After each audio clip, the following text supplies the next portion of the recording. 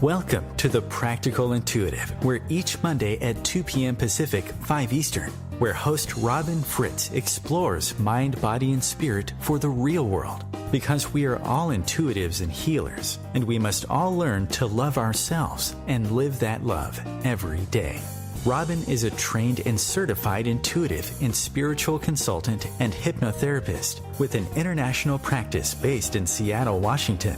As the Practical Intuitive, she covers personal and business intuition, animal communication, mediumship, space clearing, past life regression, shamanic insights, energy healing, soul choice.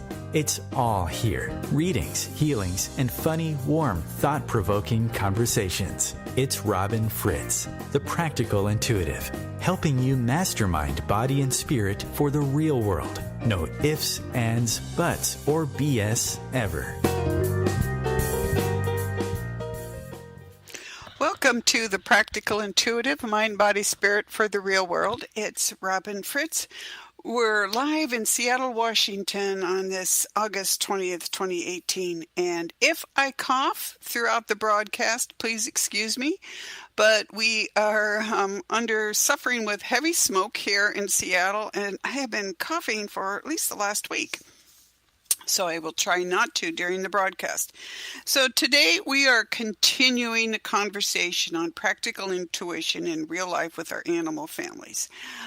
Because I had some email questions from last week, and because that's a subject that's near and dear to my heart, and I know to the hearts of many listeners, and because we always have something to talk about on this show. So there's that. But my show is always about helping all of us tap our natural, our innate, intuitive, and healing abilities and put them to good use in our families and in our work lives and in the world, because we're all here growing our souls and trying to do the best that we can every single day. So if you have a question for an animal today, or you'd like to comment on what we're talking about, please call in at 202-570-7057. And as always, you are welcome to email me questions or comments at my website, robinfritz.com. That's ROBYNFRITZ.com. Or connect with me on Facebook at The Practical Intuitive, Robin M. Fritz. Whatever works for you, and especially if you're shy and don't want to come on the radio live yourself. But you are welcome to call in at any time and we'll see what's up. So today I want to continue that conversation about life with our animal families. And in particular today, I'd like to dedicate my show to my dear friend Anne, who lost her beloved dog Dakota last week, suddenly and unexpectedly. Poor Dakota was, big guy and maybe 12 years old, and has just suddenly failed, as happens with our animal families. And as we were chatting about it, we were reminiscing about how they found each other and the long, happy life they had together. And it was funny because 11 years ago, more than that, a little bit around that time, she had just lost her beloved dog, Rusty. And she was looking for a dog, and she was telling her, wow, I see a big dog in your future. Like, this next one is going to be black, and he's going to be huge, and he's going to weigh at least 95 pounds. She's like, no way, I don't want them that big, because her dog Rusty was 50. So what does she bring home from the shelter but a youngish dog, black, and Dakota ended up at 95 to 100 pounds. So you find your heart match however you find your heart match. And I have been living with animals constantly for the last 20 years. There was a 12-year interruption there between animals in my life. But I live with animals as family members. And in those last 20 years, I had to really step up and learn about animal care, things that I didn't have to learn about with my previous animals. Just because some of the animals that I brought into my life had some health issues, we weren't getting them resolved. Some of them looked like my issues as well. And so I really started on a course of healing for all of us, for all our family members. And, that's what really families are all about, right? We grow and we learn together, we heal, we go through what we go through, and with luck, that helps us grow our souls in positive ways. It's much easier to grow your soul when everything is working well. But I don't know very many people that have had things work well their entire lives. Things come up, illnesses, disabilities, accidents, whatever. And it's no good hiding your head and pretending that it's somehow going to make things worse if we talk about them or we work on those issues, because that's how we grow. That's how we learn to take care of ourselves and our animals. So 20 years ago, I bring in my animal family members, and like a lot of us still, I believed a lot of what I was told. I didn't really start investigating what I was told until I was frustrated with the health issues I saw in my animals. And that's why last week I was talking really in depth about, what are we doing? What are we doing out there with our animal families? And what does that mean to us? And what does it mean for them? And how do we best serve the lives that we bring into our families? In those of us who are bringing animals, who are raising human children as well as animal children, one or the other, it doesn't matter. As the adults and the so-called parental figures, we have a responsibility to do the best we can for their welfare and their physical welfare too, but mind, body, and spirit. How do we support them, mind, body, and spirit? How do we live practical lives in tune with our intuition and our animal families? And I was talking about looking at animals as equals in our families, as not as gurus and teachers, but as beings who have chosen those bodies to grow their souls in, and then in choosing an animal companion bodies, many of them end up in families with humans. And one of the things they want to experience is that family life with us. And that's a sacred trust. And we really try to honor it the best we can.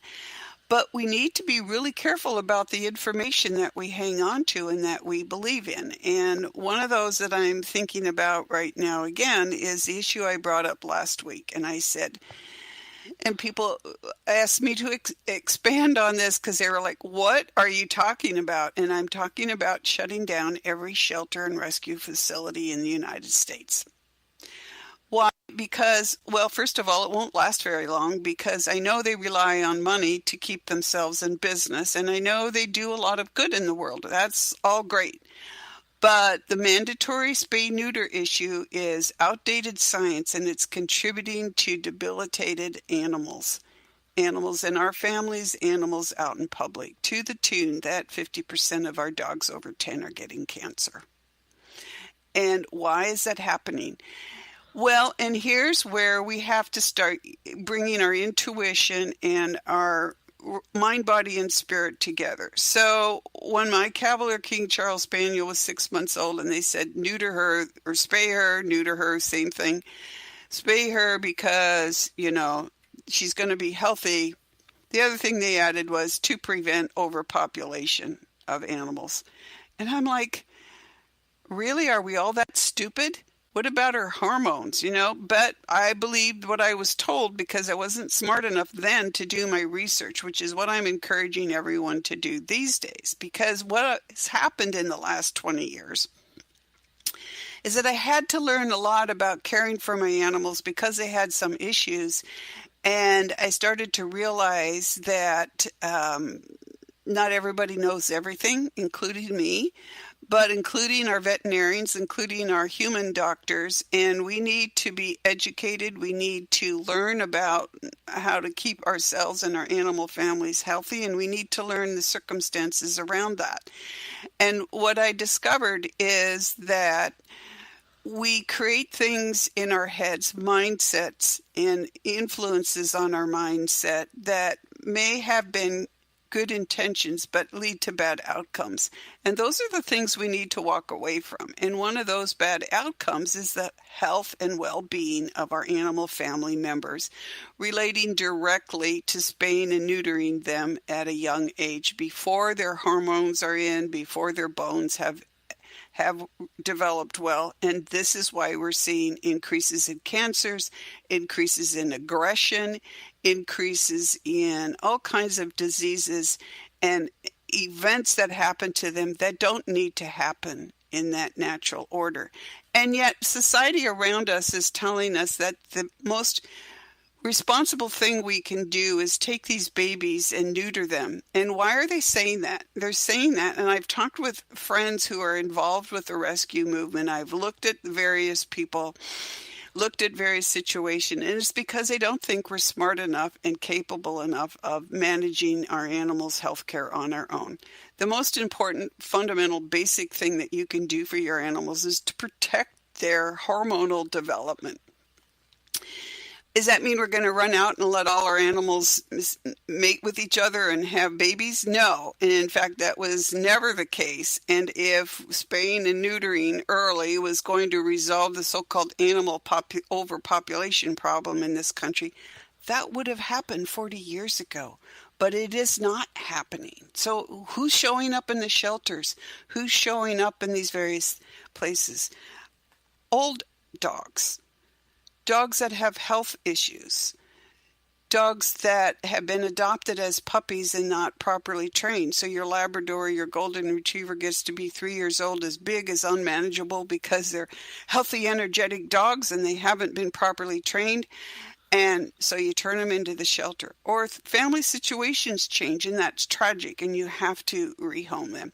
Thank God there are people out there that are willing to take in animals that need new homes. But the truth of it is that every dog and cat out there, unless it's chosen to be feral, which we have a large feral cat population in this country, every animal needs a home. So why don't we put aside our discrimination against how we get those animals and what we call them and look for our heart matches? And that's what I urge people to do. And when I say shut the shelter system down, I'm saying shut down the system that requires your animal to be spayed and neutered before it comes into your family, because they know better than you do, and they do not, because the science is out there and it is proven that early spay and neuter is detrimental to the welfare of your animal family member. So why would you agree to that? And the thing of it is, people are so caught up in the overpopulation issue that they're overlooking the actual statistics and the actual research. Yes, the actual science of what is good for our animal family members. And that's where you, as the adult in the family, steps up and makes a choice. So I was talking about this with my friend today, and I've talked about this with other people. And other people will tell me, there's a person here in our neighborhood, well, this dog is a rescue dog, and I'm like, okay, lady, but your dog is also vicious. It's trying to attack my dog every single time we run into you. So do you think maybe you could try to get this dog trained? Because think how miserable it is.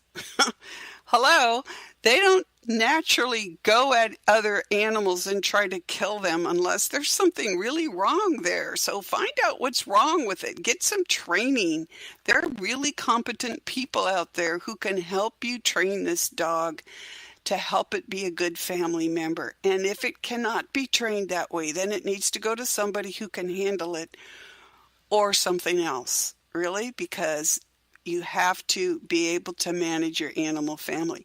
And I freely admit, I'm going to buy my animals, and they're going to be purebreds, and I'm going to buy them as babies because I want to control the process. And I want to be able to offer them the healthiest life possible. And that doesn't just go to the spay-neuter issue. But I promise you, if you said no to the shelter system in this country, I'm not going to adopt your dogs unless I'm in charge of what happens and when they're spayed and neutered. Then in less than a year, that whole population, that whole political issue will go away. Why? Because they really are becoming the new puppy millers, number one, which is sad. But number two is a lot of these people genuinely want to help animals. They think they're doing the right thing, and they haven't looked at the research that's been out there for years. And they honestly are stuck in the patriarchal mode where Father knows best, and we're the father, and we're telling you that this has to be done. But it's not in the animal's welfare, and therefore it's not in the welfare of your animal family member. And that isn't just the only issue. I also dealt with the issue of vaccinations and letting my first cavalier be over-vaccinated because, again, I was listening to what a prejudiced veterinarian had to say instead of what my common sense said. So here's how you evaluate things. What are the facts of the situation? What do you know about vaccination? What do you know about spay neuter? What do you know about food? Dig deep. The information is out there on the internet. It's out there in other places. Don't say, well, just because I go to Best Friends or the Humane Society and they say we got to do this to prevent overpopulation. The only country in the world that's a problem is here in Canada. 2 countries, that's it. And why Canada? Because they're imitating us. And why us? Because those aren't the dogs. You're not seeing young dogs in the shelter like that unless they haven't been properly raised in their families. You are seeing people breeding at home and bringing their animals that they can't sell back. So more on the food issue back after the break.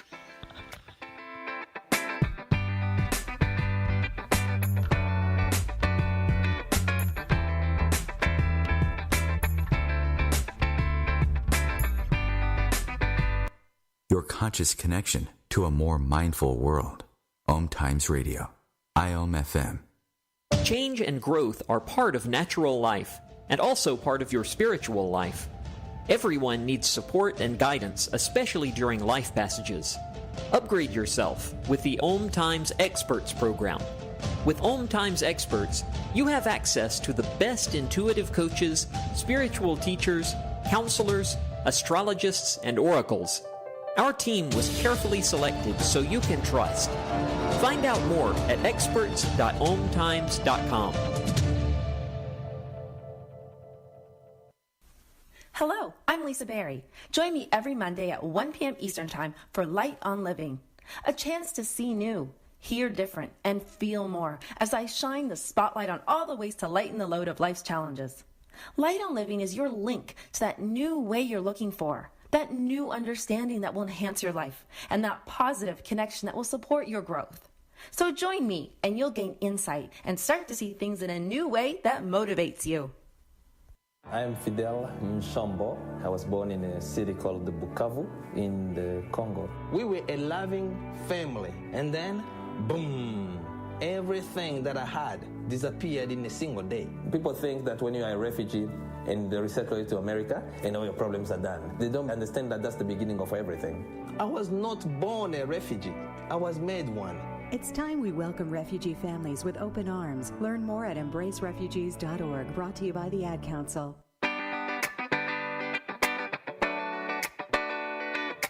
Welcome back to the Practical Intuitive. Mind, Body, Spirit for the Real World. It's Robin Fritz, and we're talking about practical intuition in real life with our animal families. So standing up for your animal families, bucking the trends, doing the research, that requires a number of things. One, it requires sitting down and really spending some long hours doing the research on what are the best things to do for your animal families. From the spay-neuter issue to food to vaccinations to how much exercise they get to the very basic first question of all is, what kind of animal do you live with? Can you meet its needs? Can you give it the best home possible based on your circumstances? I personally am handicapped. I can't walk or stand for very long because of that. So when I was going about getting a dog in my life 20 years ago, the circumstances had changed for me. I was looking for a dog breed that was comfortable with being with a handicapped person and wouldn't need to run for 25 miles a day like a Dalmatian needs. So I was really researching what breed would work for me, and I came up with Cavaliers. And the Cavalier King Charles Spaniels is perfect for people who are handicapped, perfect for older people, perfect for people with young families. And it works for me, but I had to do the research to find what worked for me. And because I love the history and I love what they look like, this is where I've stayed with my animal family members. But we have to keep looking at the changes in what we learn over time. I mean, that's what science is supposed to do, right? And that's what our intuition and logic is supposed to do. It's supposed to keep asking questions so that we can keep providing the best that we can to our families, whether they're human or animals. So when you're bringing an animal into your family, when you're evaluating what to do for that animal, there are the facts. What are the facts? The facts are spaying and neutering young is detrimental to their health. They've known that for years. 2, what are your beliefs about that? And what does common sense tell you about that? And I've had people say, well, I must rescue because, of course, that makes me super cool. And there are all these unwanted animals out there. Well, some of them are unwanted for a reason, and you have to keep that in mind when you're looking to adopt. But the other thing is every animal needs a home, right? So, give yourself a break and figure out what works for your particular circumstances. Very few people are going to be able to live with a Dalmatian. Not that they aren't great dogs, they're beautiful. But I've talked to a Dalmatian breeder, and she's like, I very carefully screen my buyers because these dogs need a lot of exercise. Not going to work in my household. My dog gets good exercise, but not Dalmatian-wise. So what are the facts? What are your beliefs, and what is common sense? And are your beliefs really backed up by science? And then on top of that, what are your feelings about the situation? Do you feel that by so-called rescuing a dog, you're like creating something wonderful? Then by all means do that. But are you actually creating a heart match for yourself? Are you actually meeting the animal who's there for you and you're there for it? And are you keeping yourself from getting that animal because it's not in a shelter? So think about that. And last to all of that, add your intuition. What does your intuition tell you? My intuition was telling me that it was ridiculous to spay a 6-month-old dog. And I was right, but I was listening to, what the so-called facts were, and there weren't facts. There were just prejudices based on people's real and honest desire to not see so many homeless animals, not realizing what the real problems are behind that, and that's not people indiscriminately letting their animals have litters, as it is poverty and lack of training, and another issue is the huge expense of veterinary bills when they get older. So I know a lot of animals who are turned into shelters because they need a surgery or they need their teeth pulled or cleaned, and the family just doesn't have the money. That's tragic. And I've had that conversation with really interesting veterinarian in the Seattle area who's offering a whole new model of animal care based on the very fact that it's too expensive for most people. It's tragic when people tell you they want to have a dog or a cat, but they're afraid because they don't have the money to pay for the expensive care and I know because I have paid a lot of money over the years for veterinary care. So some other issues for you to think about, and here's another issue where your intuition comes in. Vaccinations, how many vaccinations do you give them and what do they need and what's in those vaccinations? Well, when I started doing the research, I discovered that, a lot of veterinarians are pushing the leptospirosis vaccination. For what reason, people? Because the thing that's in the leptospirosis vaccination does in no way equate to the actual leptospirosis that's out there that your animal could run into. So what's the point, right? Kennel cough vaccination. Is your dog going to get kennel cough? Maybe. For the most part, it's pretty mild.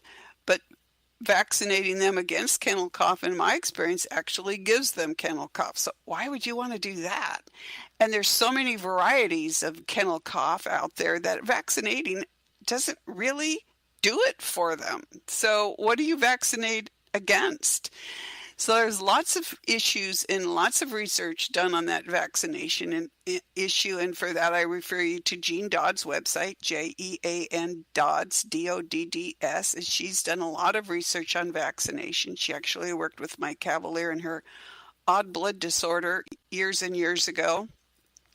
On one of the first instances where I was actually listening to my intuition, even though I didn't know what it was at the time, when my dog was unwell and they did a blood test and they called me up on Christmas Eve and said, "We think your dog has cancer, because what else would it be to have this low platelet count?" And I'm like, "What? What? She's a year old. What? And they're going like, "Yeah, when we want to do this treatment." And I'm like, no. And they said, "But we need to save her life." And I said, no. I mean, the no was so huge and so big in front of me that I just responded to it like I hit a wall. And I said, "No, we are not going to treat this." And as it turned out, that saved her life. Why? Because she did not have cancer. She had a blood disorder that's peculiar to Cavaliers and is asymptomatic, meaning there are no symptoms, but she had a low platelet count. Now, if they had treated her as they have treated other Cavaliers in those early years and other dogs with this issue, the treatment would have killed her.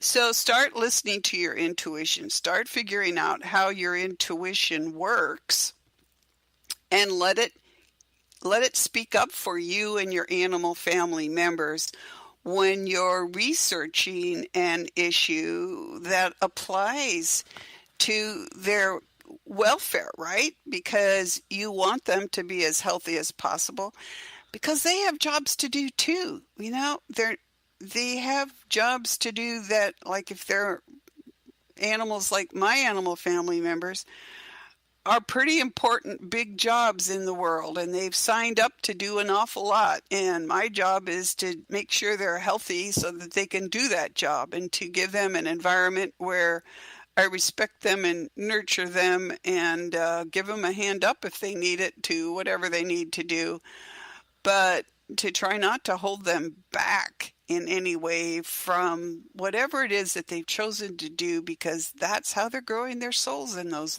bodies. And they're pretty amazing souls and bodies. And that's what we want, right? Healthy, productive families that are growing their souls within the family and doing what they came here to do, supported by us. Just as they're supporting us, because that's what families do, right? Reach out and help each other up when we can. So, wow. The food issue, that's really amazing. So if you followed anything in the dog world lately, you've heard about dilated cardiomyopathy and its suspected connection to grain-free diets. And you're like, what? That's what I said when I first heard that. Like, what are you talking about? So dilated cardiomyopathy is a heart condition that shows up in certain breeds of dogs more than others. And it was showing up in dogs that weren't necessarily susceptible to it. So they're wondering, like, what the heck is that all about? So, and what are grain-free diets? Now, this is where human food and animal food and what our animals are really like in their bodies comes into play. So you really have to do some research here. And I'm not saying that my answer is completely right, but I have extremely healthy animals. Part of it is the spay neuter issue, which I was firm on. And part of it is, wow, just how do I give them the best food possible? And you go out there and you're seeing all these foods, and it's grain-free this and grain-free that. And where the heck did that come from? I'm not exactly sure. I think part of it has to do with the human terror, if you will, of gluten to where everybody says that they have problems with gluten, and I'm not sure if we do or not, but obviously there are some things that are bothering people. I have really close friends who have celiac disease, which is a real problem with gluten. But how did it get translated into what's healthy for our dogs, and specifically dogs here? And why are those usually your only options? And when you dig deeper, this issue of dilated cardiomyopathy and grain-free dog food comes down to a study of, I think, 12 dogs. And I'm like, 12 dogs is not a statistically relevant number. It is not a useful number for us to be dealing with. And there needs to be more research if a grain-free diet is really affecting our dogs. But when you dig deeper into that, what are we actually talking about when we're feeding our dogs and our cats? Well, I've always looked at them, and I've looked at cats, and I see cats, friends that let their cats run loose and they come home with mice. And the truth of it is, cats are still full-blown carnivores out there, and they're still, given a choice, they would still hunt and, eat what they catch. And dogs will do the same thing. They are also scavengers, and the prey of both species are animals that eat grain. And so they're getting grain in their diets, right, by eating the animals that have eaten the grain. Plus, I watched a coyote here on the back hillside in my protected area behind my condo here in West Seattle. For 2 years, I watched this coyote hunt. I watched it eat the wildlife that it caught, but I also saw it digging up and eating grass and roots, and, not because it was starving, because they're well fed down here, because their diet is quite diverse. So people are talking about feeding dogs, and feeding their ancestral diet. So what is an ancestral diet for a modern dog? It is not what a wolf eats, because over the last 10,000 plus years that dogs have lived from us, they have biologically changed from being wolves. Their diets have changed over that time. Why? Because they've been eating with us.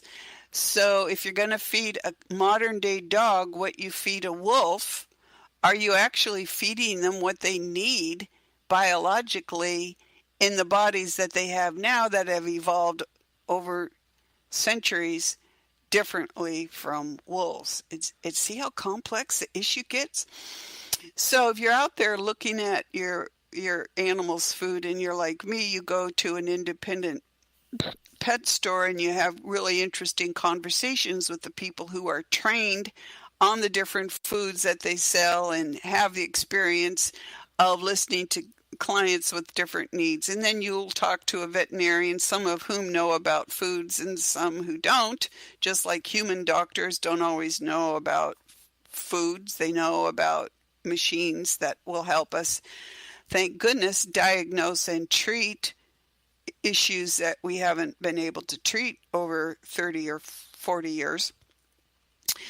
But when you look at that, you look at what suits dogs will suit people, and that's a diverse diet, So then you work with what works for that dog.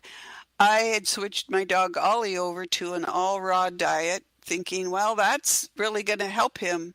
Right? That should be really cool. And he lost 15% of his body weight. I mean, it was obviously not good for him.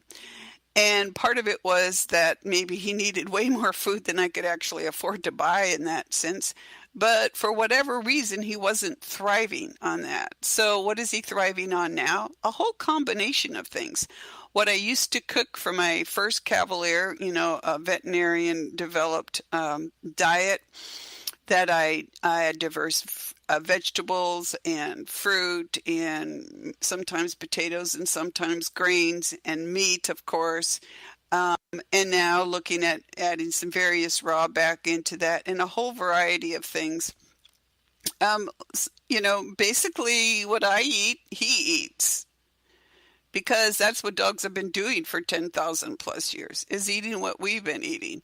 And yeah, sure, we could improve our own diets, but hopefully I'm doing that. And what are you doing when you're choosing a food for your dog or your cat? For my cat eats raw.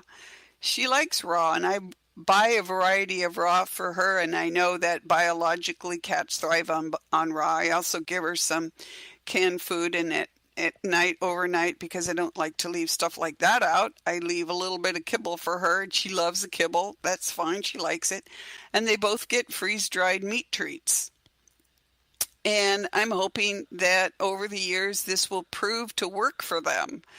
Right now, it seems to work from the research I've done, from what makes sense, common sense-wise, and from my own intuition, is I basically douse for food like for my animals like I do for myself.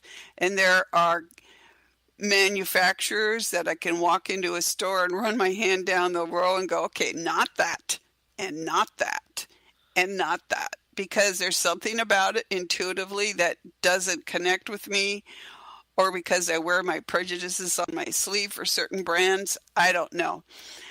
But we're all doing the best we can, and the question is, how much information can we acquire over the course of time and still live our daily lives? And it's crazy out there, the amount of stuff I've had to learn in 20 years to keep my animals healthy.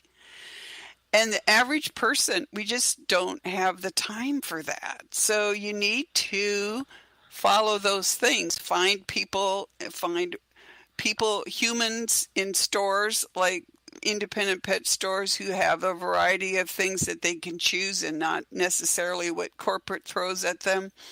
Do your research online, find out what other people are doing, and find out what works specifically for your animals, and then listen to your intuition, right? As they're eating, pay attention to that. How does the energy of that food feel to you? How does it feel in them? And yes, you are all capable of doing that. We just haven't done that. So as you're looking at your animals, how does that food work for them? Do they thrive on it? I was puzzled when I was feeding Ollie the raw diet, and he was loving it, right? But it was not working. So now what he's getting is a mixture of things, including canned, including a little kibble, including raw, including a home-cooked mixture. And he loves it, and he's thriving. That's what he needed.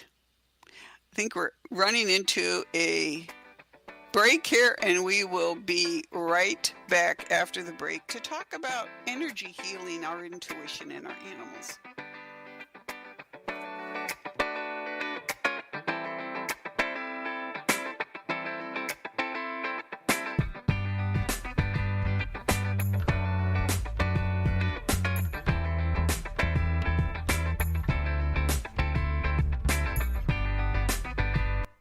A conscious lifestyle for a mindful life.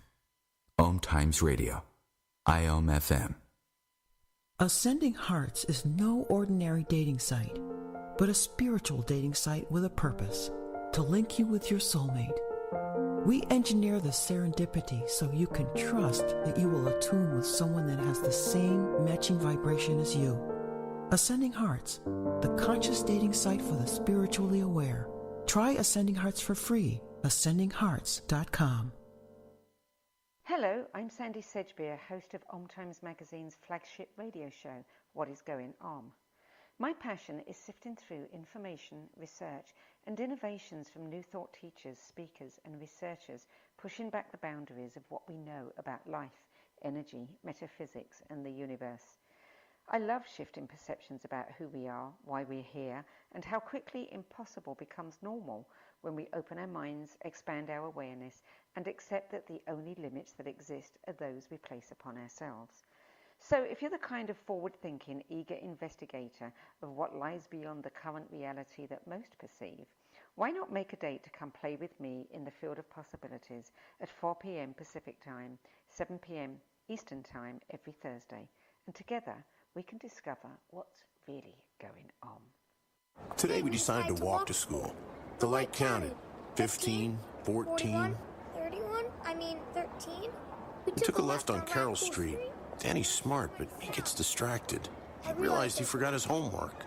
I hope he doesn't have another bad day at school. When you can see learning and attention issues from their side, you can be on their side. That's why there's Understood.org, a free resource for the parents of the 1 in 5 kids with learning and attention issues. Go from misunderstanding to Understood.org. Brought to you by Understood and the Ad Council.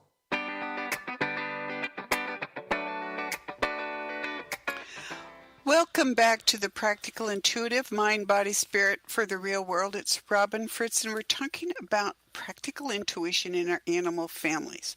Okay, so I know I sound like a know-it-all. I wish I knew it all. I wish I really did. Like everyone else out there, I'm learning by trial and error. I'm learning from doing research. I'm learning to pay attention to what makes sense to me and what does not. And I'm learning to listen to what my animal family is saying and experiencing and adding that extra element of intuition to it. But a couple things come into play here, and that's the whole notion of energy and energy healing and how energy itself relates to our experience. So back to the whole idea of rescue.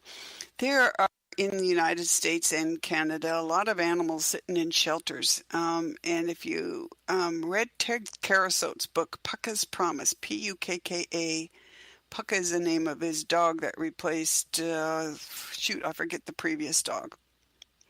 But he did a lot of research, years of research, and he had a whole team of research, and they did everything from vaccinations to food to breeding, blah, blah, blah, and what they're doing in England and so on and so forth. And he has a lot to say about the health issues. So read that book and say, okay, I'm not sure I believe you, Robin, but I'll go read that book and think about it, because he has a lot of really great information out there. And what's his goal? The same goal as mine, that you have a healthy animal family member.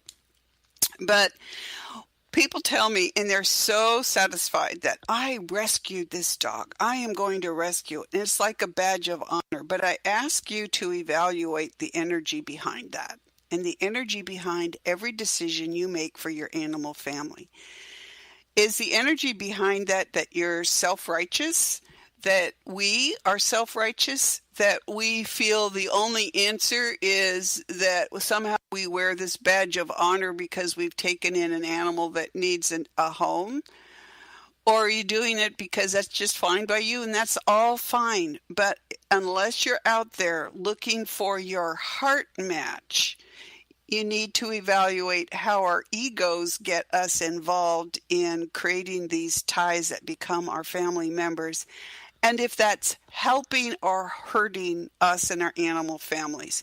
So I don't care where you go to get your animal. I'm just telling you to think about what it is behind the action of bringing that animal into your family and what the energy of that is. Is it supportive?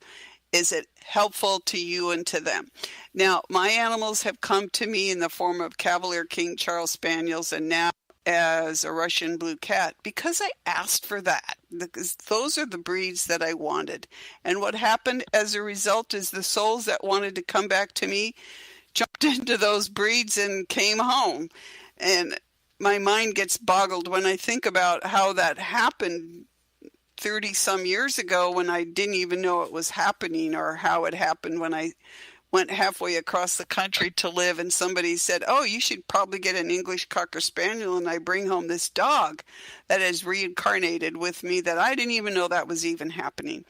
So what is the energy behind your desire to bring in that animal family member? And make it opening and accepting, and as I said, look for your heart match wherever that is. And then make a choice that works for you and that animal based on your living circumstances, what you can live with and what that animal needs, because that's how you create a successful family with animals. Because, animal evolution is a lot slower than what's happened in our world in the last 150 years, and they really need a hand up, and that's proper training, how to live in society where, they're not wolves in the wild anymore. how to live in society with us, how to live in our homes when there are different species. That takes a lot of work, and it takes a lot of effort on your part as well as theirs.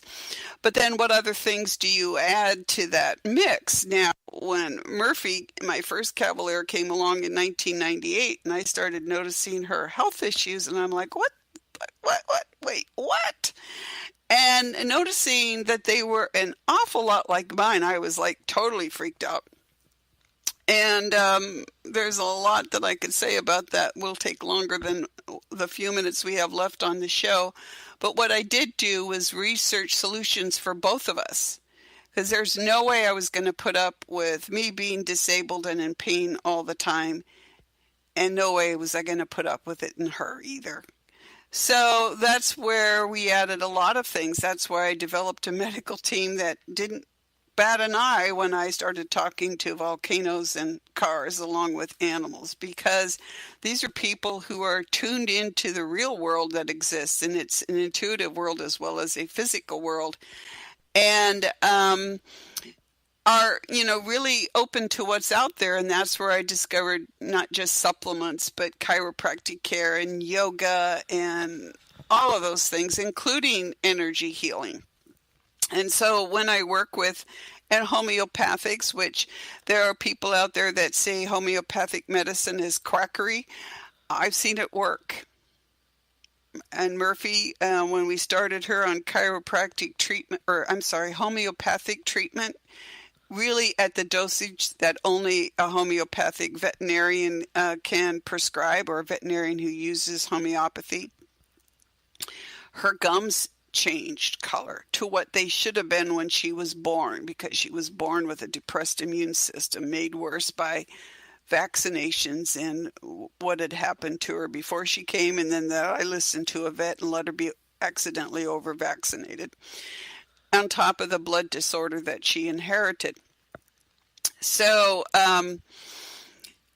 homeopathics worked for her, and I totally support them and the people that practice homeopathy, because I find it valuable. And I know you have to be careful about everything. So be careful to work with really respected people out there who know what they're doing with these alternative remedies, in the same way that you would work with any medical professional who's an expert at what they do, which is how I chose my surgeon for my cataract surgeries this summer, who's really good at what they do, and how do I trust them. My animal family and I have also experienced acupuncture, and I have found it to be totally not working for us. I don't recommend it to people. I say to people, I know people who have used acupuncture, and it has been very successful for them and their animals. It has not been successful for me or mine. Take that for an honest opinion and go research it on your own, because it has helped a lot of people. Physical therapy helps a lot of people too. Do people do it? I don't know. But energy medicine is really interesting.